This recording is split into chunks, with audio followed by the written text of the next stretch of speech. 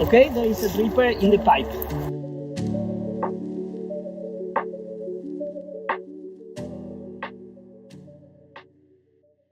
So we put stoppers to not waste the water on the weeds.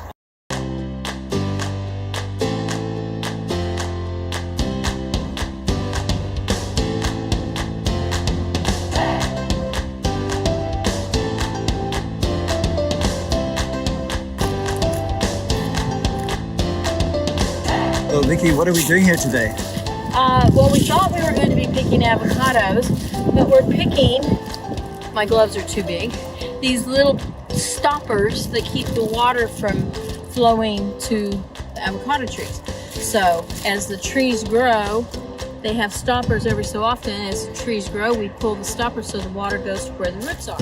Helping with the avocados, I'm taking off some of the stoppers from the avocado pipes.